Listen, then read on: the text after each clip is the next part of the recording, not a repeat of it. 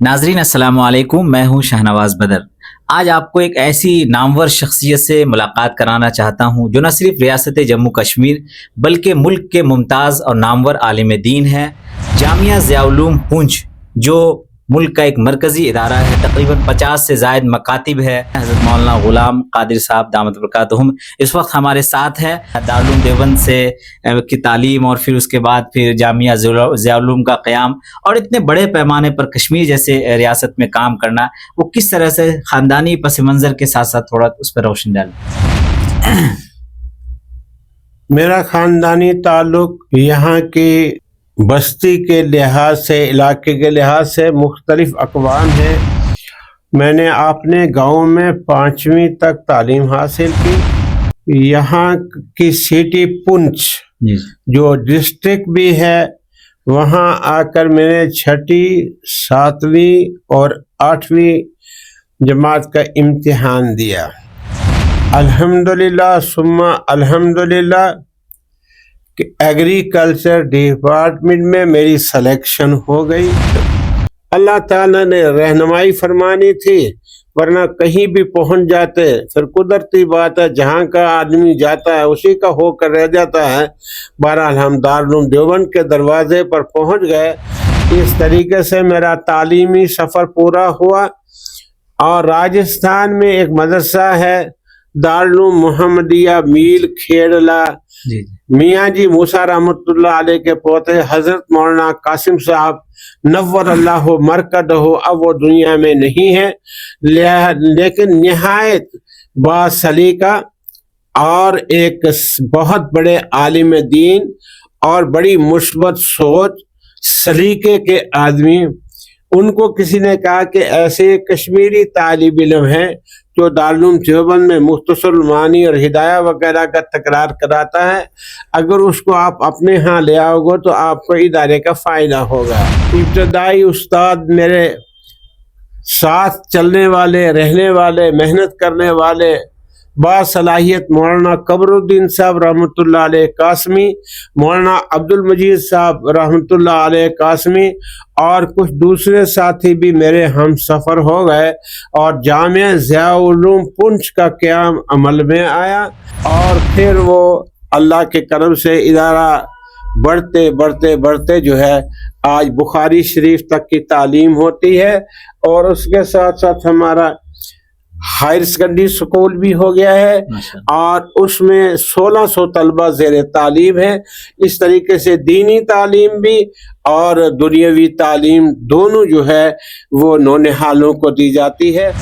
بہت سارے ہمارے اسکول کے طلبہ بہت اچھے اچھے عہدوں پر بھی الحمدللہ کام کر رہے ہیں، اور مدرسہ بھی کامیابی کے ساتھ عربی کلاسیں بخاری تک، اور تجوید کا معاملہ، حفظ کا معاملہ، قرات کا معاملہ، یہ تمام شعبہ جات جو ہیں وہ کام کر رہے ہیں۔ الحمدللہ جامعہ ضیاء العلوم کو تقریباً 50 سال سے زائد کا عرصہ گزر چکا ہے، اور جامعہ ضیاء العلوم صرف ایک تعلیمی ادارہ نہیں ہے بلکہ اب ریاست جموں کشمیر اور ملک کا ایک تحریکی ادارہ بن چکا ہے۔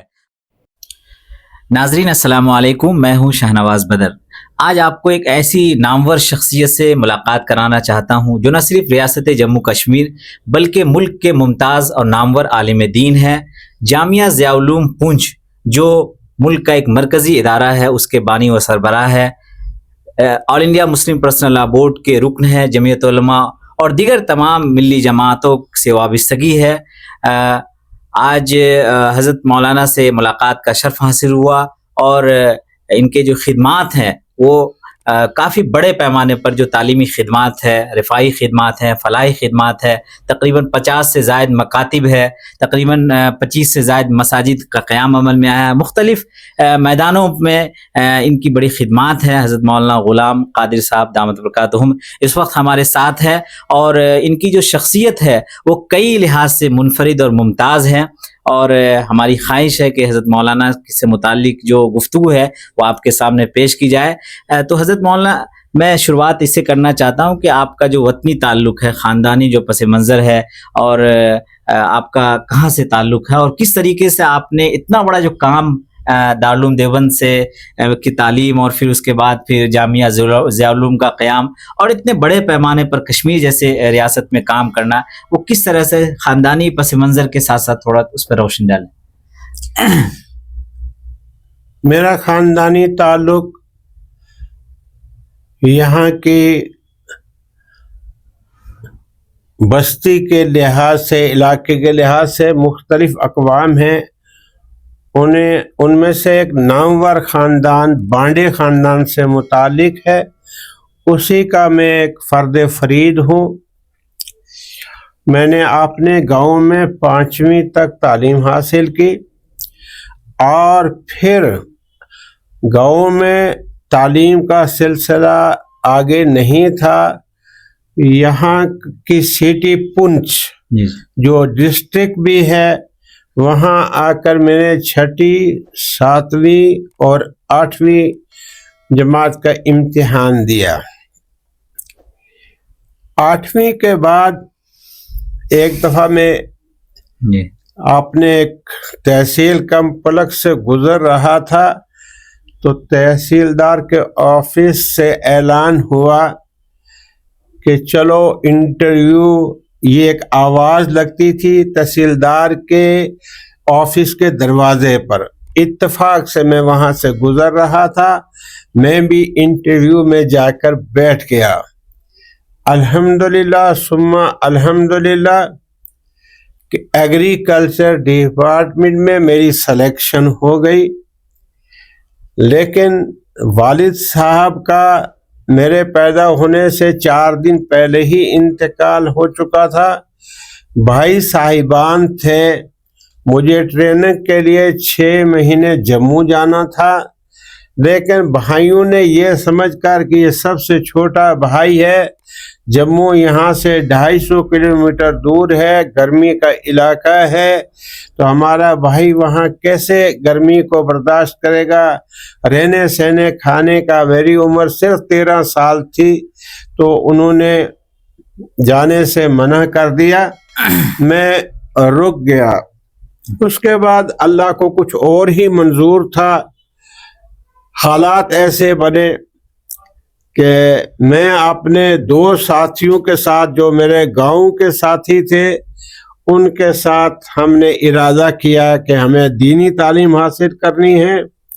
ہم لوگ اس سلسلے میں نہیں معلوم تھا دارالعلوم کیا ہے کیسے ہے، لیکن نوشتہ تقدیر جو ہے وہ غالب آتا ہے. ہم لوگ چلے اور یہاں سے چلتے ہوئے پٹھان کوٹ پہنچے. اس وقت میں ٹرین جموں نہیں آتی تھی، پٹھان کوٹ تک ہی آتی تھی. جب ہم وہاں پہنچے، نامعلوم منزل کا ارادہ ہے. اس پلیٹ فارم پر وہاں ایک آدمی گھوم رہا تھا، وہ ہمیں دیکھ کر ہمارے پاس آ گیا. نہ ہم اس کو جانتے تھے نہ وہ ہم کو جانتا تھا. پوچھنے لگا آپ کہاں جا رہے ہو؟ تو ہم نے کہا یہ پڑھنے کے لیے جا رہے ہیں. کہا کہاں جا رہے ہو؟ تو ہم نے یوں ہی بغیر سوچے سمجھے کہ دہلی چلے جائیں گے اور آگے دیکھیں گے کہاں جانا ہے. تو وہ کہنے لگا کہ بھائی مجھے بھی معلوم نہیں، لیکن اگر تم میری رائے مانو تو یہ ٹرین جو اس وقت میں کھڑی ہے یہ سہارنپور جا رہی ہے، آپ اس پر بیٹھ کر سہارنپور چلے جائیں، آگے دیکھ لینا. اس کے کہنے پر ہم بیٹھے اور سہارنپور صبح پہنچ گئے. وہاں کسی نے کہا کہ یہاں سے 19-20 کلومیٹر پر دارالعلوم دیوبند ہے، آپ وہاں چلے جائیں. اللہ تعالیٰ نے رہنمائی فرمانی تھی، ورنہ کہیں بھی پہنچ جاتے. پھر قدرتی بات ہے، جہاں کا آدمی جاتا ہے اسی کا ہو کر رہ جاتا ہے. بہرحال ہم دارالعلوم دیوبند کے دروازے پر پہنچ گئے. وہاں ہمارے کچھ علاقے کے بزرگ پہلے سے وہاں پڑھ رہے تھے، ان کے پاس ہم پہنچے اور ان کے مشورے سے پھر ہم مظفر نگر سے کچھ فاصلے کے اوپر ایک مدرسہ ہے قاسم علوم تیوڑا، وہاں میں نے جا کر فارسی پڑھی اور ایک ہی سال میں الحمدللہ حمد باری، تحسین اردو فارسی کی پہلی، دوسری کریمہ، پنامہ، مالا عبد گلستہ میں نے پڑھ ڈالی.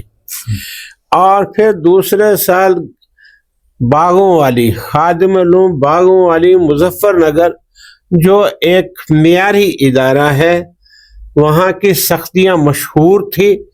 جس کو پڑھنا ہوتا تھا وہ سختیوں کو برداشت کر کے وہاں داخلہ لیتا تھا.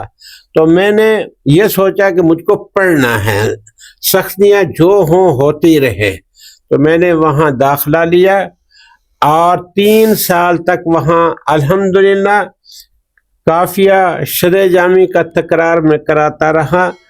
اور جب 3 سال ہو گئے اس کے بعد پھر دارالعلوم دیوبند میں داخلہ لیا اور الحمدللہ پھر دارالعلوم سے فراغت کے بعد امینیہ سے بھی فراغت ہوئی.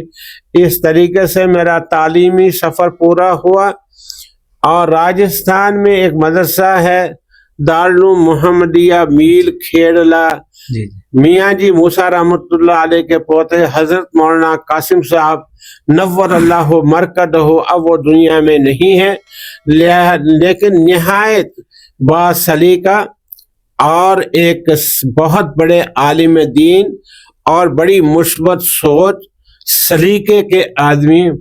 ان کو کسی نے کہا کہ ایسے کشمیری طالب علم ہیں جو دارالعلوم دیوبند میں مختصر المعانی اور ہدایہ وغیرہ کا تکرار کراتا ہے، اگر اس کو آپ اپنے ہاں لے آؤ گے تو آپ کو ادارے کا فائدہ ہوگا. بہرحال ان کے اصرار پر پھر میں دارالعلوم محمدیہ میل کھیڑلا راجستھان چلا گیا اور وہاں جا کر میں نے 5 سال زندگی کے گزارے. الحمدللہ راجستھان کی گرمی اپنی جگہ پر، اور جبکہ کشمیر اور وہاں کا موسم بالکل میل نہیں کھاتا تھا، لیکن ہر حال میں بطی بے خاطر میں نے اس گرمی کو برداشت کیا اور 5 سال جو ہے وہ میں نے وہاں گزارے. پھر کچھ ساتھیوں نے اپنے علاقے میں سوچا کہ یہاں کوئی ادارہ نہیں ہے، اگر یہاں بھی کوئی ادارہ ہو جائے تو یہاں سے یو پی جانا، راجستھان جانا، تو طلبہ یہاں ہی فیض یافتہ ہو جائیں گے. تو انہوں نے مجھ سے فرمایا کہ ہم چاہتے ہیں کہ آپ یہاں ہی رہیں. تو ان کے کہنے پر پھر میں یہاں رک گیا اور الحمدللہ ثم الحمدللہ مدرسے کا قیام عمل میں آیا اور اپنے کچھ احباب کے ساتھ جو اب دنیا میں نہیں ہیں، ابتدائی استاد میرے ساتھ چلنے والے، رہنے والے، محنت کرنے والے باصلاحیت مولانا قمر الدین صاحب رحمۃ اللہ علیہ قاسمی، مولانا عبد المجید صاحب رحمۃ اللہ علیہ قاسمی اور کچھ دوسرے ساتھی بھی میرے ہم سفر ہو گئے اور جامعہ ضیاء العلوم پونچھ کا قیام عمل میں آیا. اور الحمدللہ اس قلیل عرصے میں آج ادارے میں دارالعلوم دیوبند کا نصاب اور بخاری تک کی تعلیم، لڑکوں کا مدرسہ بھی ہے، لڑکیوں کا مدرسہ بھی ہے بخاری شریف تک، اور اس کے ساتھ ساتھ میرا شروع سے ہی میں نے اسکول کی تعلیم پڑھی. تو ذہن میں یہ تھا کہ تعلیم میں دونوں ضروری ہے. اللہ نے آنکھیں بھی دو دی ہیں، کان بھی دو دیے ہیں، ہاتھ بھی دو دیے ہیں، پیر بھی دو دیے ہیں، تو تعلیمیں بھی دونوں ضروری ہیں. تو چونکہ 8ویں تک میں پہلے پڑھ چکا تھا اور یہاں بھی دارالعلوم سے، تو قدرتی بات ہے پھر ادارے کا وجود قائم ہوا اور پھر وہ اللہ کے کرم سے ادارہ بڑھتے بڑھتے بڑھتے جو ہے آج بخاری شریف تک کی تعلیم ہوتی ہے. اور اس کے ساتھ ساتھ ہمارا ہائر سیکنڈری سکول بھی ہو گیا ہے اور اس میں 1600 طلبہ زیر تعلیم ہے. اس طریقے سے دینی تعلیم بھی اور دنیاوی تعلیم دونوں جو ہے وہ نونہالوں کو دی جاتی ہے، جس سے بہت مثبت نتائج سامنے آ رہے ہیں اور لوگوں میں ایک احساس پیدا ہو رہا ہے کہ یہ ایک اچھا شگون ہے. اس سے ہمارے آنے والی نسلوں میں بیداری پیدا ہوگی، دونوں طرح کی روشنی ملے گی انشاءاللہ. تو خدا کا شکر ہے ادارہ بھی ہے اور اسکول کی تعلیم بھی ہے، گورنمنٹ سے باقاعدہ رجسٹرڈ ہے اور سند ملتی ہے وغیرہ وغیرہ. بہت سارے ہمارے اسکول کے طلباء بہت اچھے اچھے عہدوں پر بھی الحمدللہ کام کر رہے ہیں، اور مدرسہ بھی کامیابی کے ساتھ عربی کلاسیں بخاری تک، اور تجوید کا معاملہ، حفظ کا معاملہ، قرات کا معاملہ، یہ تمام شعبہ جات جو ہیں وہ کام کر رہے ہیں. جیسا کہ آپ کو بتایا گیا، الحمدللہ جامعہ ضیاء العلوم کو تقریباً 50 سال سے زائد کا عرصہ گزر چکا ہے، اور جامعہ ضیاء العلوم صرف ایک تعلیمی ادارہ نہیں ہے بلکہ اب ریاست جموں کشمیر اور ملک کا ایک تحریکی ادارہ بن چکا ہے. اور جامعہ کے ماتحت جامعۃ الطیبات دور حدیث تک کی وہاں لڑکیوں کی تعلیم ہوتی ہے. اسی طرح سے ضیاء العلوم ہائر سیکنڈری اسکول، وہاں +2 تک بہت معیاری تعلیم ہے اور پونچھ کے اہم ترین اداروں میں اس کا شمار ہوتا ہے. اسی طریقے سے Fatima girls model Islamic school اور کئی سارے تعلیمی ادارے حضرت مولانا کے زیر نگرانی اور زیر سرپرستی چل رہا ہے. حضرت، جب آپ نے شروعات کی تھی جامعہ ضیاء العلوم کی ایک مسجد سے یہاں شروعات کی تھی، تو اس وقت کے جو حالات تھے اور آج کے حالات، اس وقت جیسا کہ ہم کو بتایا گیا کہ حضرت قاری طیب صاحب رحمۃ اللہ علیہ دارالعلوم دیوبند کے جو سابق محتمم ہوا کرتے تھے اور ایک عظیم شخصیت تھی پوری دنیا میں، ان کا ابھی یہاں کہیں نہ کہیں جامعہ ضیاء العلوم میں تشریف آوری ہوئی تھی، اور وہ ایک تاریخی بہرحال ایک واقعہ ہے. اس پہ بھی روشنی ڈالے، اور اس وقت کے حالات آپ کے حالات میں کیا فرق ہے؟ دارالعلوم میں دیوبند میں رہتے ہوئے قاری طیب صاحب رحمۃ اللہ علیہ کی عصر کے بعد جو مجالس ہوتی تھی اس میں گاہے گاہے جانا ہوتا تھا، اور اس سے اتنی قرابت پیدا ہو گئی کہ میں قاری طیب صاحب رحمۃ اللہ علیہ سے بیعت بھی ہو گیا اور تعلق بھی ہو گیا، سلام دعا مضبوط ہو گئی. تو میرا دل چاہا کہ میں قاری صاحب رحمۃ اللہ علیہ کو پونچھ آنے کی زحمت دوں. میں قاری صاحب رحمۃ اللہ علیہ کے دولت قدہ پر حاضر ہوا اور میں نے اپنا مقصد بیان کیا.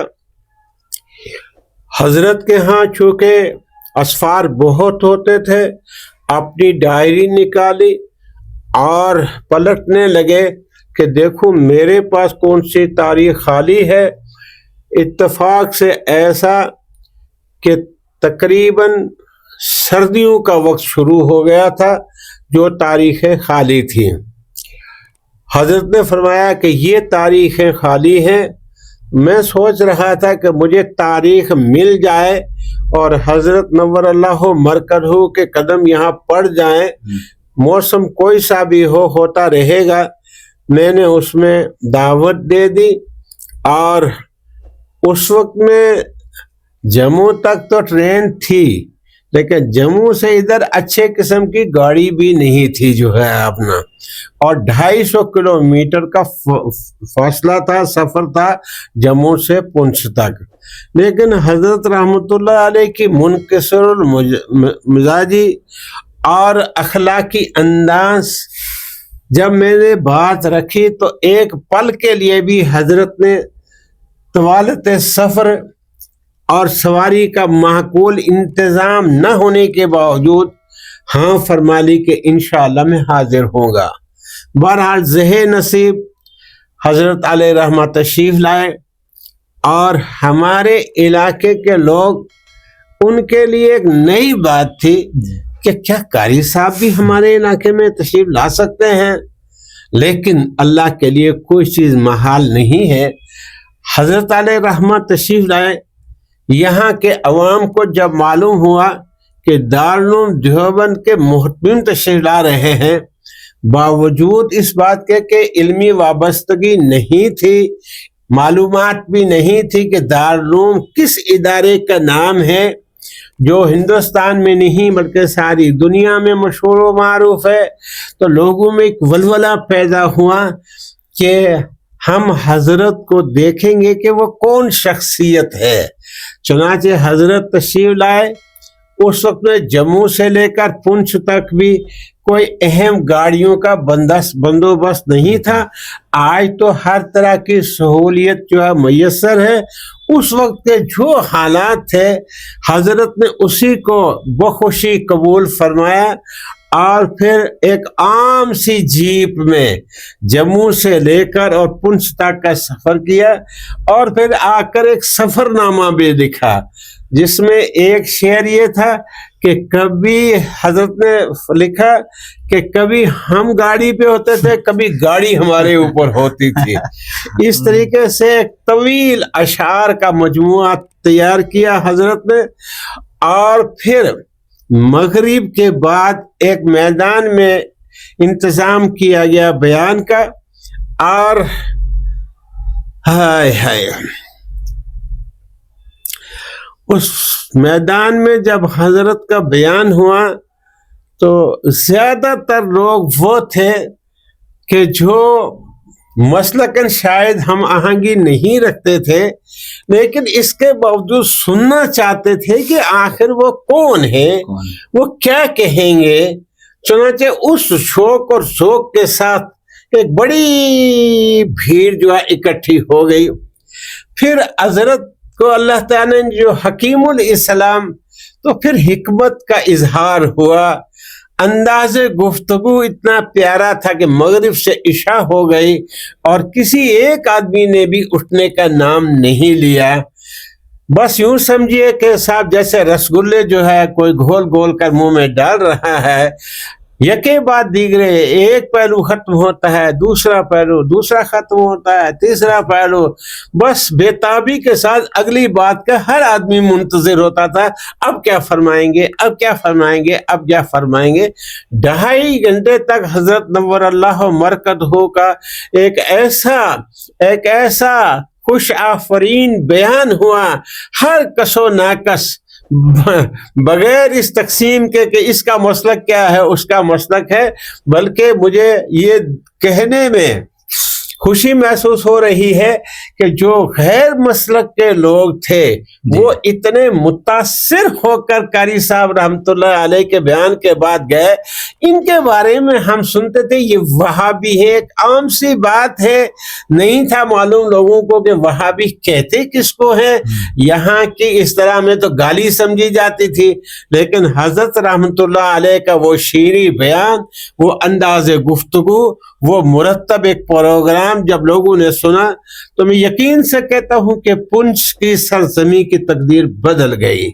اور پھر حضرت رحمۃ اللہ علیہ نے واپس دیوبند جا کر دیوبند سے پنچ اور پنچ سے پھر دیوبند تک کا سفر نامہ مرتب کیا جو آج بھی ہمارے پاس موجود ہے۔ اس طریقے سے اللہ نے پنچ کی کایا کو پلٹا۔ اللہ کے بندے جہاں جاتے ہیں، جہاں ان کے قدم پڑتے ہیں، وہاں کی کیفیت بدل جاتی ہے، وہاں کی قسمت بدل جاتی ہے۔ اللہ اس کے بعد سے پھر لوگوں میں ایک علمی ذوق بھی پیدا ہوا، تعلیمی ادارے کے داخلے میں اضافے ہوئے جو ہے اپنا، ان کی دعاؤں کے صدقے میں میرا رابطہ برابر آخر تک جو ہے قائم و دائم رہا، اور میں ان سے بفضل الہی بیعت بھی تھا۔ تو حضرت علیہ رحمہ کا احسان عظیم میں زندگی میں کبھی نہیں بھولوں گا۔ میں سمجھتا ہوں کہ پنچ کی دھرتی میں آج جو توحید و سنت کی یہ فضائیں ہیں، یہ سارے کا سارا ان کی تشریف آوری، ان کے بیان اور ان کی آہ سحرگاہی کا نتیجہ ہے۔ جی حضرت بہت بہت شکریہ۔ آخری سوال جو اس وقت ہمارے ناظرین آپ کو سن رہے ہیں، دیکھ رہے ہیں، اس میں علماء کی بھی بڑی تعداد ہے، عوام کی بھی بڑی تعداد ہے، طلبہ بھی ہیں، ان سے آخری پیغام کیا کہنا چاہتے ہیں تاکہ ان کی زندگی میں ایک رہنمائی ملے اور وہ جی اس تحریک کو کہیں نہ کہیں وہ ایک اس میں شامل ہو کر کے اپنی زندگی کو گزارنے کی کوشش کریں؟ ایسا ہے کہ آج کے دور میں مختلف خیالات بھی ہیں، مختلف نظریات بھی ہیں، مختلف تعلیمی میدان بھی ہیں، مسالک کی بھی ایک تقسیم ہے، لیکن ہمارے لیے ایک ضابطہ حیات متعین ہے۔ ترکت فیکم امرین لن تصلوا ما تمسکتم بہما کتاب اللہ و سنتہ، 2 چیزیں چھوڑ کر جا رہا ہوں، جو ان سے وابستہ ہوگا وہ کبھی گمراہ نہیں ہوگا۔ ایک اللہ کی کتاب یعنی قرآن مقدس اور دوسرے میرا طریقہ یعنی حدیث رسول صلی اللہ علیہ وسلم اور آپ کا حسن اسوا. لہذا عام حضرات سے بھی میری اپیل یہی ہے کہ آخر ہم کو اس سفر کو مکمل کرنا ہے اور ایک نئی دنیا میں قدم رکھنا ہے. یہ عمل کا میدان ہے، وہاں امتحان کا میدان ہے.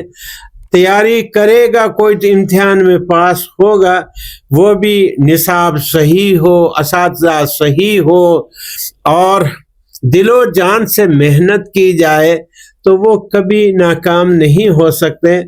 اس لیے اپنی تمام برادری سے یا جو طلبہ اس سفر کو طے کر رہے ہیں یا کرنا چاہتے ہیں ان کو چاہیے کہ وہ ایک طے کریں کہ ہمیں کون سا راستہ اختیار کرنا ہے. راستہ بھی صحیح ہو، گاڑی بھی صحیح ہو، منزل بھی متعین ہو تو مسافر اپنے سفر تک پہنچ سکتا ہے. ورنہ اگر یہ چیزیں متعین نہیں ہوگی کبھی بھی لیفٹ رائٹ ہو کر انسان بھٹک سکتا ہے اور پھر منزل کو کبھی پا نہیں سکتا. اس لیے منزل مقصود تک پہنچنے کے لیے ارادہ بھی مصمم ہونا چاہیے اور جہاں جانا ہے پہنچنا ہے وہاں تک کے لیے اپنے پاس سامان بھی سارا ہونا چاہیے. اور بہت اخلاص کے ساتھ خاص طور پر طلبہ سے میں کہوں گا کہ ان کو چاہیے کہ وہ ابھی راستے میں ہیں، ان کو بہت دور جانا ہے، ان پر قوم کی ذمہ داریاں آنے والی ہیں. لہذا ان کو اپنی صلاحیتوں کو صحیح وقت کا استعمال کرنا چاہیے تاکہ وہ آنے والے قوم کے معمار بن سکیں. بہت بہت شکریہ. یہ تھے حضرت مولانا غلام قادر صاحب دامت برکاتہم.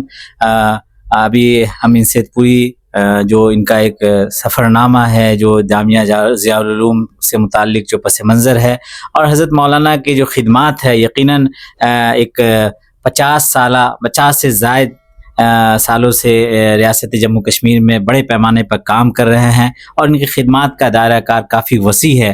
ہم امید کرتے ہیں کہ آپ جو بھی حضرات اس ویڈیو کو دیکھ رہے ہیں، سن رہے ہیں، آپ یقیناً جامعہ ضیاء العلوم کی تحریکوں سے متاثر ہوں گے اور ان کے کاموں سے کہیں نہ کہیں واقفیت ہوگی. اللہ تعالیٰ جامعہ ضیاء العلوم کو مزید ترقیات سے نوازے اور حضرت مولانا کی عمر میں برکت عطا فرمائے. شکریہ بہت بہت. جزاک اللہ.